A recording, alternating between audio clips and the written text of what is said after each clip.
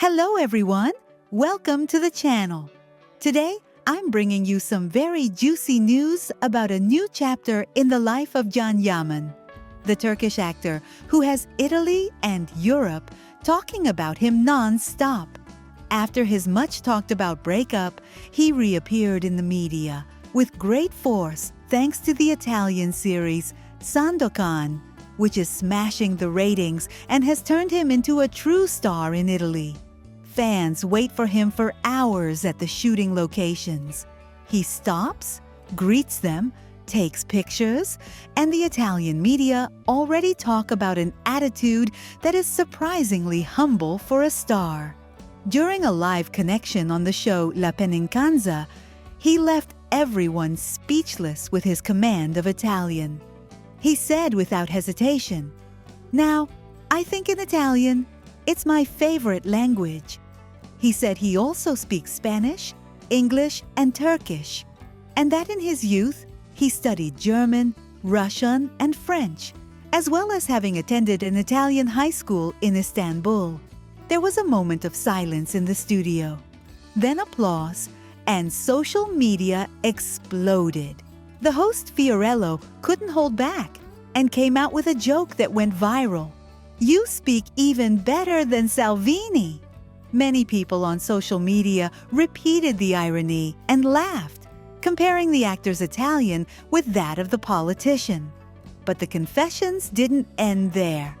Can also revealed his great passion for football. "In Turkey, I'm a Beşiktaş supporter, but since I came to Italy, I follow Roma, and I watch all their matches." Roma fans got excited, and in Turkey, social networks were filled with jokes like, "From Beşiktaş to Roma, what a change." Then came the most unexpected part. "I'm a lawyer. I studied law in Turkey, I worked for half a year in a law firm, and then I changed course. If I were rich, I would study all my life. Learning has always been a pleasure for me." The presenters praised him for his discipline and for such a curious path, from lawyer to international star. After the breakup, the people who work with him say his routine is almost military.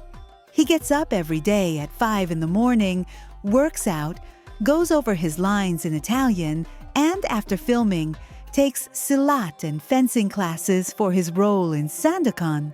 They say that even when he is surrounded by dozens of people on set, he works locked in his own world, focused solely on his character. Many notice in him a calmer, more contained energy, more relaxed, more focused. On social media, the change is also clear. He no longer posts every moment. Now, he chooses very carefully what he shares with a more professional and reserved style. Every photo reaches millions. Every post becomes a trend. And that calculated silence only increases the curiosity. Who is this new Yaman? Fans ask themselves. And as if that weren't enough, the Italian press claims that, thanks to the huge success of Sandokan on international digital platforms, Can has already received 2 offers from Hollywood.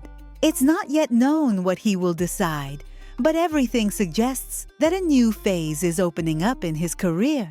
In short, after the breakup, Can Yaman has come back more disciplined, more ambitious, and with a renewed image. He speaks several languages, conquers Italy with his perfect Italian, declares his love for football, reinvents himself as an action hero in Sandokan, and now has Europe and Hollywood watching him very closely. Will this be the big, definitive leap in his career? We'll have to see. If you're interested in this kind of stories, subscribe, share the video, and tell me in the comments what you think of this new version of Can Yaman. If I'm honest, everything surrounding Demet Özdemir makes me feel a mixture of admiration and exhaustion. Admiration because I see an actress who has worked a lot, who has built a solid career, and a strong image on her own merits. Exhaustion, because her name is constantly hijacked by pages and channels that seem incapable of talking about her without dragging in Yaman, invented weddings, and soap opera-style romantic dramas. One day, the wedding is in December. The next, it turns out it was all smoke. Then that they've had a fight, that they're back together, that there is another woman, and so on, in an endless cycle where the facts are almost never respected. I myself have come to think, as some people comment, that the real liars are not the protagonists, but these pages that manufacture stories just so they don't run out of content. With Demet, I get the feeling that they use her as an emotional wild card. Every time someone wants to generate noise around Can or any project, her name appears as a hook. It's hinted that she is jealous, that she is suffering, that she's about to reconcile, that she's preparing a surprise for after Christmas, that she's going to get married, that she is pregnant. Anything goes as long as it keeps the flame of gossip alive. And this, to me, seems profoundly unfair. Because, just as happens with Can, many of these supposed news items are born from an interview where she hasn't said anything personal, or from a decontextualized photo, or from a tiny gesture turned into definitive proof. It makes me angry to see how the public's perception is manipulated just to get clicks, likes, and outraged comments. On top of that, I notice a very clear pattern. When it's convenient to attack Can, he is called a liar, a manipulator, someone who hides, who never tells the truth. But when it's convenient to exploit the nostalgia for the couple, then Demet becomes the romantic heroine, the woman who should be with him, the idealized figure onto whom thousands of fans project their fantasies. And in the end, behind all that chaos, I feel the real person gets lost. Neither the perfect Can nor the perfect Demet exists. They are constructs fed by pages that mash up videos, invent confessions, and make up breakups and reconciliations that no one has confirmed. As a comment about another topic said, the author of the video mixed things from here and there and presented everything as absolute truth. The same happens with her. Personally, I see Demet as someone who is trying to move forward with her professional life while everyone keeps dragging her back towards a past that no longer exists. There are followers who do not accept that times change, that people take different paths, that love stories, real or perceived, come to an end. So every new project of Demet's is analyzed not for what she does as an actress, but for how it supposedly responds to what Can does. If he gives an interview in Italy, if he appears with another woman, if there is a rumor about a wedding with someone else, immediately theories arise that Demet is hurt or vengeful or calculating. To me, that seems like an enormous lack of respect for her own journey and for her right to be something more than the ex of. I also feel that many times they paint her as if she were part of a game of manipulations, as if she herself benefited from these rumors by not fully denying them. I don't know how much of this is strategy and how much is tired silence, but I do see that the whole system is corrupted.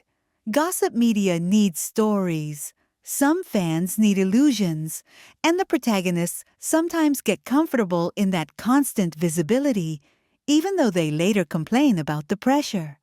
It's like that comment that said, "The longer you stay on the wrong train, the more expensive it is to get back home."